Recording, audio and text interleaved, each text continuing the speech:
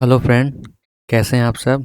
देखिए पिछले क्लास में जो है 198 क्वेश्चन तक हो चुका था। आज हम उसके आगे करेंगे। ठीक है। तो 199 नंबर क्वेश्चन देखिए क्या कह रहा है। तो पहला क्वेश्चन हमारा है, Lord Linlithgow describe the August movement of 1942 as the most serious revolt after the sepoy mutiny in 1857। यानी ये कह रहा है, लॉर्ड लिनलिथिगो कह रहे हैं कि 1857 के बाद अगर कोई सीरियस यानी बहुत ज़्यादा मास रिवोल्ट हुआ है तो वो है 1942 का। ठीक है। और इसका रीजन ये बता रहा है कि peasant join the movement in a large number of some place.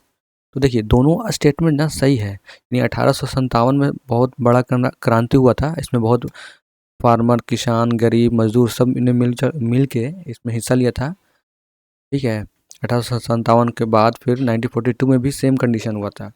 और इसका रीज़न ये कह रहा है कि इसमें पीसेंट ज्वाइन किए थे। तो पीसेंट ज्वाइन किए थे तो दोनों इंडिपेंडेंट स्टेटमेंट सही है, दोनों अपने अपने जगह पे सही है। इसका रीज़न ये नहीं बता रहा है। ठीक है। तो इसका जो आंसर हो जाएगा A and B are independent true but reason are not correct. तो 198 का जो आंसर हो जाएगा बी। ठीक है, बी हो जाएगा। नेक्स्ट क्वेश्चन देखिए 200। 200 क्या कह रहा है, at the time of partition of India which one of the following provinces of British India came forward with a plan for United and independent existence. यानी जब पार्टीशन हो रहा था ना, उसमें कौन ऐसा प्रोविंस था, स्टेट था, जो ये कह रहा था कि हमको अपना इंडिपेंडेंट खुद करना, यानी वो अलग एक स्वतंत्र देश बनाएगा। कौन ऐसा स्टेट था, कौन ऐसा राज्य ये कह रहा था कि हमको अलग एक देश का मतलब मुझे एक अलग देश बनाना है। तो option A Punjab, option B Assam, option C Bengal, या ऑप्शन डी बिहार। तो ये था पंजाब। पंजाब कह रहा था कि हमको अलग एक देश बना घोषणा कर दो। तो 200 का आंसर हो जाएगा ए पंजाब। 201 देखिए, Balkan plan for the fragmentation of India India was the brain child of. तो बाल्कन प्लान एक था ना कि ए बी सी ग्रुप में डिवाइड हुआ था। बाल्कन मतलब छोटा छोटा छोटा छोटा स्टेट को डिवाइड करना। तो ये किसके द्वारा, किसका मतलब ब्रेन चाइल्ड था, किसका आइडिया था। तो option A W Churchill, option B M A Jinnah, option C Lord Mountbatten, या option D BP Menon BP Menon. 201 का जो आंसर हो जाएगा वो हो जाएगा लॉर्ड माउंटबेटन। ठीक है, लॉर्ड माउंटबेटन का था। नेक्स्ट क्वेश्चन देखिए 202 नंबर क्वेश्चन देखिए, who among the following leader proposed to adopt complete independence.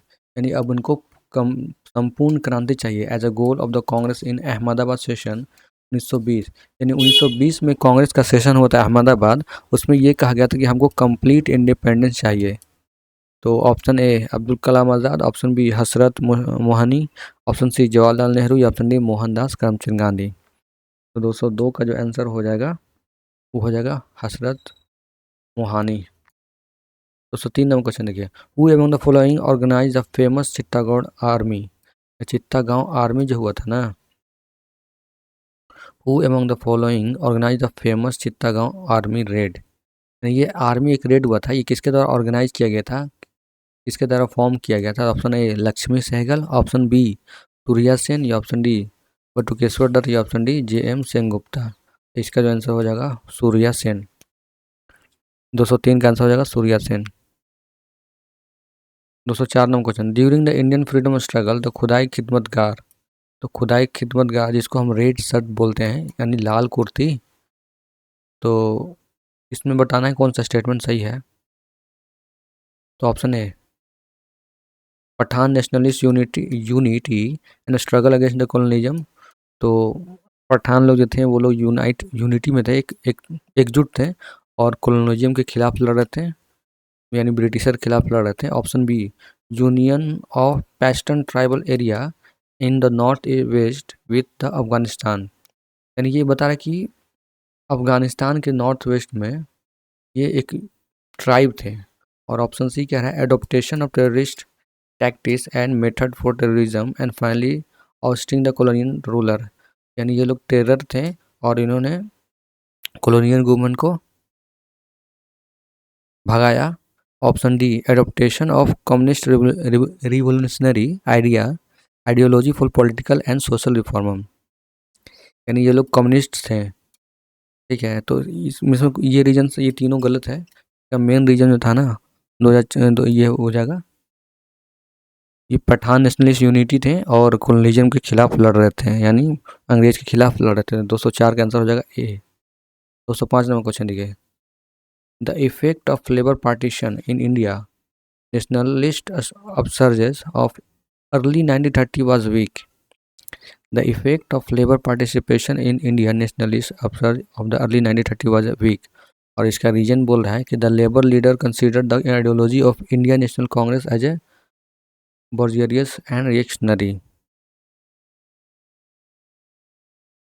Labour का पार्टीशन 1930 में जो कम था, ये क्वेश्चन बोल रहा है कि ये सही है, तो बिल्कुल सही है। तो 1930 में लेबर का पार्टीशन कम था और इसका रीजन बता रहा है कि labour leader consider the ideology of Indian National Congress as a bourgeois and reactionary.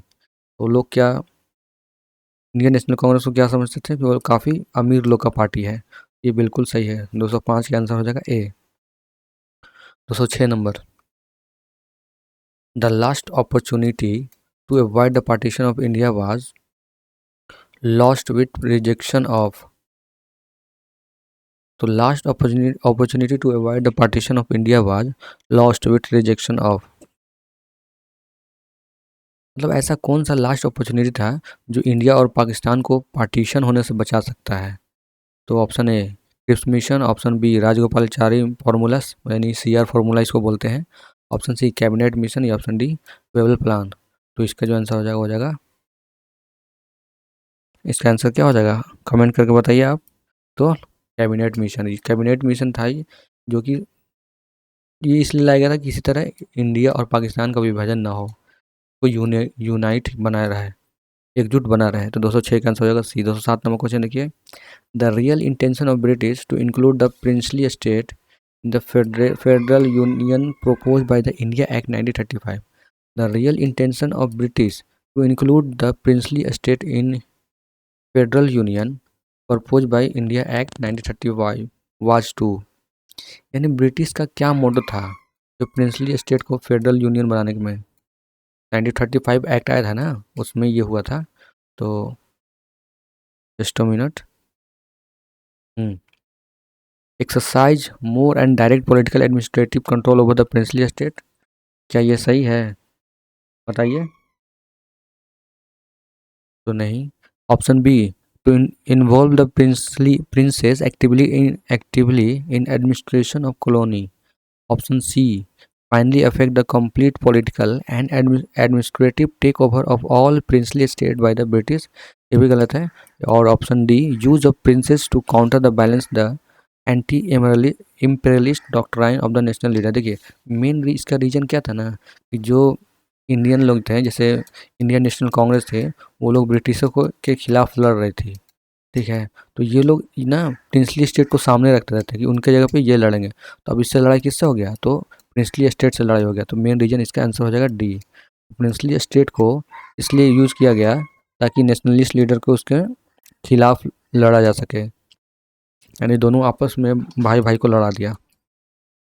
207 का आंसर हो जाएगा डी। 208 नंबर क्वेश्चन देखिए, the president of Indian National Congress at the time of partition in India was.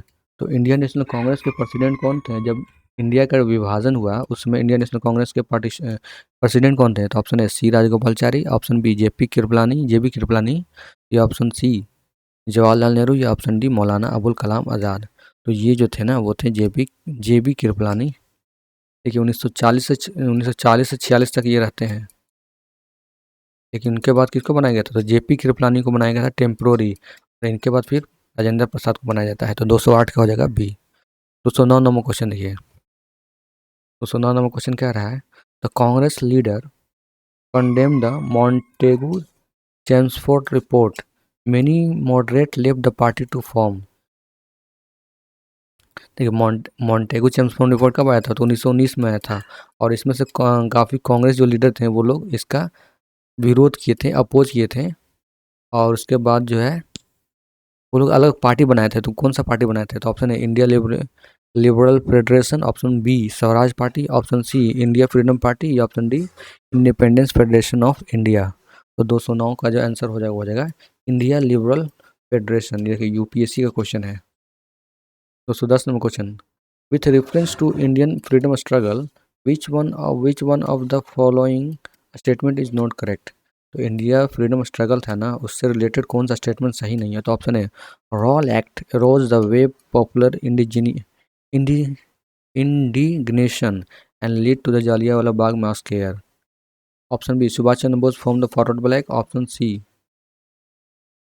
Bhagat Singh was one of the founder of Hindustan Republic Association Socialist Association. या option D 1931 में Congress session at Karachi oppose the Gandhi Irwin pact. तो ये आपको बताना है कौन सा statement इसमें करेक्ट नहीं है। तो देखिए जालियांवाला बाग जो मास केयर हुआ था वो क्यों हुआ था, रॉल एक्ट आया था और इसके विरोध में जालियांवाला जो बाग है उसमें सब पब्लिक लोग इकट्ठा होकर इसका विरोध कर रहे थे। तो ये तो स्टेटमेंट सही हो गया। ऑप्शन बी में देखिए सुभाष चंद्र बोस जो फॉर्म किए थे फॉरवर्ड ब्लॉक, ये भी सही हो गया। ऑप्शन सी जो है HSRA Hindustan socialist Republic association जो है ये 1928 में बनता है। कब बनता है, ये 1928 में बनता है। तो स्टेटमेंट सी भी सही हो गया। तो हमारा लास्ट जो बनता है वो हो जाएगा डी। 210 का आंसर हो जाएगा डी। गांधी यूनियन पैक्ट का विरोध नहीं हुआ था। गांधी यूनियन पैक्ट में एक समझौता था कि जो लोग सिविल डिसोबीडेंट मूवमेंट जो हो रहा था 1930 में सिविल डिसोबीडेंट मूवमेंट हुआ था ना, उसी का अपोज कर रहा था। उसी को मतलब जो लोग अपोज करते हैं उसको जेल से छुड़ाने के लिए गांधी यूनियन का पैक्ट होता है। और प्लस भगत सिंह के बारे में भी बात डिस्कस किया जाता है कि इनको जो फांसी होने वाला है उसको उम्र कैद में बदल दिया जाए, लेकिन इरविन जो है इस बात को नहीं मानता और फिर बाद में 23 मार्च 1931 को भगत सिंह को फांसी दे दिया जाता है। 211 नंबर क्वेश्चन देखिए, who headed the interim cabinet formal who headed who headed the interim cabinet form in the year 1946। यानी 1946 में इंटरिम गवर्नमेंट इंटरिम कैबिनेट यानी अंतरिम जो कैबिनेट बना था उसके हेड कौन थे। तो option A Rajendra Prasad, option B Jawaharlal Nehru, option C Sardar Vallabh Bhai Patel या ऑप्शन डी राजगोपालाचारी। तो 211 का जो आंसर हो जाएगा वो हो जाएगा जवाहरलाल नेहरू। ठीक है, 211 का जो आंसर हो जाएगा जवाहरलाल नेहरू। 212 नंबर क्वेश्चन देखिए, 212 नंबर क्वेश्चन कह रहा है, जस्ट अ मिनट, क्या हो गया।